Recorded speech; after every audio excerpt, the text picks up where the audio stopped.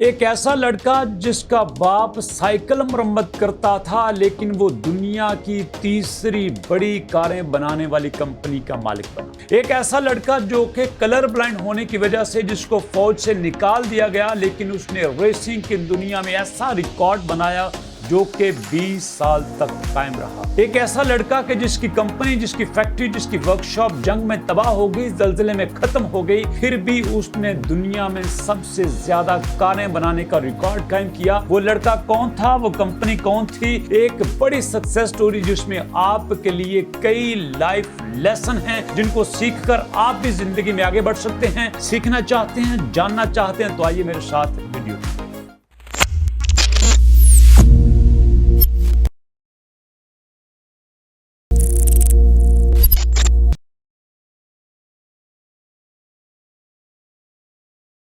बिस्मिल्लाहिर्रहमानिर्रहीम। आपके अपने चैनल अलवारिजान पे दोस्तों आपको शहबाज अहमद की तरफ से अस्सलाम वालेकुम। आज एक बड़ी सक्सेस स्टोरी आपके साथ शेयर कर रहा हूं। ऐसे लड़के की सक्सेस स्टोरी जो कि ऐसे घर में पैदा हुआ जहां पे सिर्फ रोटी के लाले होते थे, जिसका बाप साइकिल मरम्मत किया करता था, जिनके पास खाने को 2 वक्त का खाना नहीं होता था, लेकिन वो घर में सबसे छोटा था, लेकिन ख्वाब बहुत बड़े रखता था। दोस्तों नाम था उसका सुजेरो होंडा। जी हां दोस्तों, होंडा कंपनी का फाउंडर जिसने दुनिया में सबसे ज्यादा गाड़ियां बनाने का रिकॉर्ड बनाया। बात कर रहा हूं सुजेरा होंडा की, जो कि जापान में पैदा हुआ। घर में 5 बहन भाई थे, सबसे छोटा था। ख्वाब बहुत बड़े थे, बहुत कुछ करना चाहता था, लेकिन बाप साइकिल मरम्मत करता था, इनकम ज्यादा नहीं थी, रोटी के लाले होते थे, और वहीं से रिस्क लेके जापान के शहर टोक्यो की तरफ चला गया कि इस बड़े शहर में बड़े मौके होंगे, बड़े शहर में बड़े चांसेस मिलेंगे आगे बढ़ने के। और वहां पे जाके जॉब तलाश करते करते एक वर्कशॉप में गया, और वर्कशॉप में जाके कहता है, सर मुझे काम पे रख लीजिए। और मालिक ने एक बार उसको बड़े ध्यान से गौर से देखा। एक दुबला पतला सा लड़का जिसकी उम्र सिर्फ 16 साल थी, वो कह रहा था, सर मुझे गाड़ियां मुरम्मत करने के लिए रख लीजिए, मैं आपकी गाड़ियां मुरम्मत करूंगा। मालिक उसको देख के हंसा और कहता है, तू गाड़ियां मुरम्मत करेगा? अरे तेरी इतनी सेहत के तू गाड़ियों को ठीक करेगा? तू चल एक काम कर, मैं तुझे रख लेता हूं, तू मेरे बच्चे के पैम्पर चेंज किया कर। पैम्पर आज का लफ्ज यूज कर रहा हूं, बाकी आप समझते हैं कि जो छोटा सा बच्चा है उसकी केयर करते वक्त क्या आपको करना पड़ता है। तो उसने कहा, ठीक है मैं पैम्पर चेंज करूंगा, मुझे आप रख लीजिए। उसने वहीं पे हाँ की और थोड़ी सी तनख्वाह पे काम करना शुरू कर दिया। दोस्तों याद रखो, ये आपका पहला लाइफ लेसन है। जब आप जिंदगी में कुछ करना चाहते हो ना, तो ये मत सोचो कि मुझे बड़ी जॉब क्यों नहीं मिली, मुझे बड़ा काम क्यों नहीं मिला। काम कोई छोटा या बड़ा नहीं होता, उसको करने का तरीका बेहतरीन होता है। उस लड़के ने इतनी अच्छी केयर की उस बच्चे की, इतनी अच्छी केयर की, इतने ध्यान से दयानतदारी से काम किया। उसका मालिक उसके काम से बहुत इंप्रेस हुआ और उसको ले आया वर्कशॉप में काम सिखाने के लिए, और वहीं पे उसको काम सिखा के वर्कशॉप का सबसे बड़ा कारीगर बना दिया।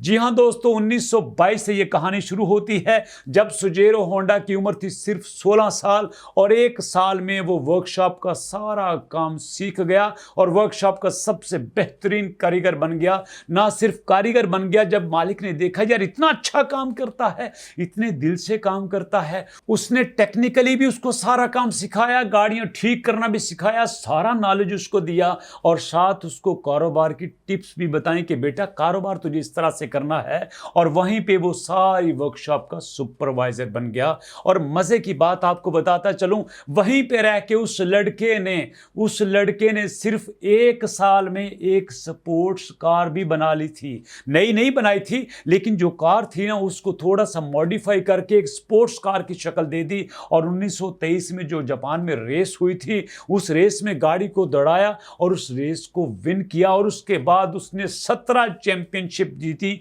उसी कार की वजह से, उसी गाड़ी की वजह से। और उसके बाद दोस्तों बात चलती है 1927 की, जब आर्मी ने उसको पकड़ लिया कि तू जवान हो चुका है, चल हमारे साथ आर्मी की तरफ। हम आर्मी की तरफ तरफ लेके जाते हैं, लेकिन कलर ब्लाइंड होने की वजह से रंगों का फर्क नहीं कर सकता था, काला कौन सा है, रेड कौन सा है, पीला कौन सा है, सब्ज कौन सा है। और वहीं पे उसको कलर ब्लाइंड होने की वजह से निकाल दिया गया और फिर आया वापस वर्कशॉप में फिर जी जान से काम किया।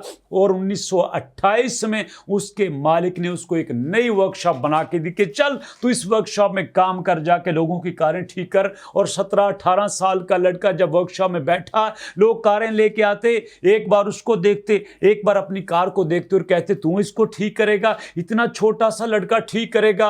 और वहीं पे दोस्तों अपनी गाड़ी को लेके वापस चले जाते, लेकिन उसने हिम्मत नहीं हारी। जो भी गाड़ी आती उसको इतने अच्छे तरीके से ठीक करता, इतना अच्छा ट्रीटमेंट करता कि उसका मालिक कहता बस आज से गाड़ी तेरी हो गई। और आहिस्ता आहिस्ता उसके पास इतना रश हो गया कि उसको 30 लोग मुलाजिम रखना पड़े। जी हां दोस्तों, 30 लोग उसको 2 साल बाद मुलाजिम रखना पड़े। ये वही वर्कशॉप थी जहां पे लोग आना पसंद नहीं करते थे, और ये वही वर्कशॉप थी जहां गाड़ियों की लाइन लगी होती थी। दोस्तों याद रखिएगा, ये आपके लिए दूसरा लेसन है कि अगर आपको ट्रस्ट है अपने ऊपर, अगर आपको अपनी काबिलियत पे यकीन है, अगर आपको अपने ऊपर भरोसा है, तो आप अपने काम पे यकीन रखिए, मेहनत करिए, दयानतदारी के साथ, ईमानदारी के साथ। आपका काम लोगों को बताएगा कि आपकी काबिलियत क्या है। और फिर वही वर्कशॉप थी जहां पे लोगों का रश होता था और मुलाजिम इतने बढ़ते गए कि आखिरकार जो सुजेरो होंडा था वो सिर्फ हिसाब किताब रखने पर रह गया कि मुझे अगर मैं हिसाब किताब रख लूं ना, अगर मैं अकाउंट्स को मैनेज कर लूं तो ही बड़ी बात है। उसके बाद दोस्तों उसने अपने मालिक से कहा कि सर आपने ये जो मुझे दूसरी वर्कशॉप बना के दी है ना, इसमें हम रिपेयरिंग करके बहुत पैसा कमा रहे हैं, लेकिन मैं आपको एक बात बताऊं, हमें फ्यूचर में कुछ स्पेयर पार्ट्स भी बनाने चाहिए, हमें गाड़ियों के कुछ स्पेयर पार्ट बनाने चाहिए, ये भी बहुत बड़ा बिजनेस है। तो उसका मालिक कहता है अरे क्या बात करता है, रिपेयरिंग से अच्छा पैसा आ रहा है ना, रहने दो इसको, स्पेयर पार्ट बनाने की कोई ज़रूरत नहीं, यही काम बहुत अच्छा है, हमने कुछ नया नहीं करना। लेकिन वो तो कुछ करना चाहता था, वो कुछ अलग करना चाहता था, लेकिन प्रॉब्लम ये थी कि उसके पास नॉलेज नहीं था, उसके पास इल्म नहीं था, उसको जानकारी नहीं थी। और फिर वहीं से उसने बहुत बड़ा फैसला किया। वो दिन को अपनी वर्कशॉप में काम करता, रात को जाके कॉलेजेस में क्लासेस लेता, इंस्टीट्यूट में क्लासेस लेता कि हमने एक अच्छा स्पेयर पार्ट कैसे बनाना है, हमने अच्छी चीज़ें कैसे तैयार करनी हैं। और फिर इसी तरह दोस्तों काम करते करते उसने पिस्टन बनाने में कामयाब हो गया। और जो पहला उसको ऑर्डर मिला पिस्टन बनाने का, वो मिला था टोयोटा कंपनी से। टोयोटा कंपनी ने उसको 50 पिस्टन बनाने का ऑर्डर दिया। और मजे की बात आपको दोस्तों बताता चलूं, जब उसने पिस्टन बना के दिए तो 50 में से सिर्फ 3 पिस्टन अच्छे बने थे। जी हां, 47 पिस्टन रिजेक्ट हो गए, कूड़े में चले गए, कबाड़ में चले गए। लेकिन वो हिम्मत नहीं हारा, वो फिर नए अदारे में गया, नए टीचर्स के पास गया, नए प्रोफेसर के पास गया, सर बताइए ना मेरी गलती कहां पे है। अपनी गलती को दूर किया, अपनी गलती को ठीक किया और फिर पिस्टन बना के दिए। और जब उसने पिस्टन बनाए तो पूरे जापान से ऑर्डर आना शुरू हो गए, पूरे जापान से लोग उसके पीछे थे, हमारा पिस्टन बनाओ, हमारा काम करो, हमारे स्पेस पर बनाओ। और वहीं पे दोस्तों उसने अपनी पुरानी वर्कशॉप से इस्तीफा दे दिया और अपनी कंपनी बना के काम करना शुरू कर दिया। स्पेयर पार्ट बनाए, इतने स्पेयर पार्ट बनाए कि वो लाखों में खेलने लगा। और फिर वहीं से कहानी में एक और ट्विस्ट आता है। 1941 में जंग शुरू हो गई। जंग शुरू होने के बाद उसकी कंपनी के ऊपर, पूरे जापान के ऊपर दोस्तों आपको पता है बमबारी हुई और उसकी कंपनी तबाह होकर रह गई। जब उसकी कंपनी खत्म हो गई उसके बाद एक और जल्जला आया, इतना भयानक जल्जला आया कि सब कुछ मिलिया मेट हो गया, जीरो पे आ गया होंडा। जीरो पे उसने आने के बाद फिर फैसला किया कि मुझे नहीं रुकना, मुझे कुछ और करना है। और वहीं पे उसने जिंदगी का एक और बड़ा फैसला लिया। जी दोस्तों, तो 1946 में उसने होंडा टेक्निकल रिसर्च इंस्टीट्यूट बनाया और वहीं पे उसने अपने स्पेयर पार्ट बनाने का काम शुरू किया। और मजे की बात आपको बताऊं, एक दिन चलता जा रहा था, उसने देखा कि रास्ते में एक जनरेटर पड़ा हुआ है। उसने देखा ये तो जनरेटर ऑटोमेटिक चलता है। और वहीं से उसके दिमाग में एक आइडिया आया, उसने वो जनरेटर लगाया एक साइकिल पे और लोगों को बताया कि जनाब ये तो ऑटोमेटिक चलता है। उसका आइडिया इतना हिट हुआ कि लोगों ने उसके साइकिल खरीदने शुरू कर दिए। और वहीं से उसने एक ऑटोमेटिक मोटरसाइकिल बनाया। वो मोटरसाइकिल उसका इतना हिट हुआ कि जापान के शाही खानदान ने भी वो यूज किया। और जब शाही खानदान ने उसका मोटरसाइकिल यूज किया तो उसके बाद तो लाइन लग गई। इतने मोटरसाइकिल बनाए कि माल बनाते बनाते गिनते गिनते थक सा गया था।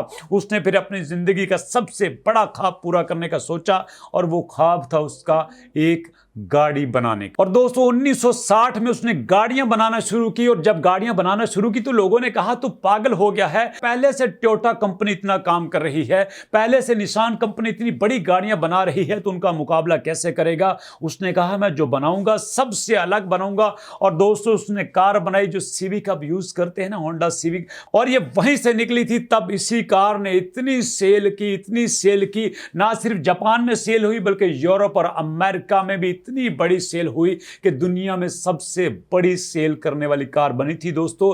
इसी तरह वो कारें बनाता रहा, लोगों को बेचता रहा और लोग उसकी गाड़ियां यूज करते रहे। फिर 1973 आया दोस्तों, ये वही लड़का जो कार में काम लेने के लिए गया था, काम लेने के बाद इतने बड़े स्टेप लिए, इतने बड़े रिस्क लिए कि दुनिया की सबसे बड़ी सेल होने वाली कार बनाई। और 1973 में दोस्तों ये फौत हो गया। 1973 में ये इसने अपनी उम्र को पूरा किया, लेकिन उसकी कंपनी आज भी जिंदा है, उसकी कंपनी आज भी काम कर रही है, उसकी कंपनी आज भी प्रोडक्शन बना रही है। दोस्तों याद रखिएगा, जिंदगी में कुछ करना चाहते हैं, आप खाली हाथ हैं तो कोई फर्क नहीं पड़ता, आपने कुछ बनाया है तो सब कुछ तबाह हो गया है तो कोई फर्क नहीं पड़ता।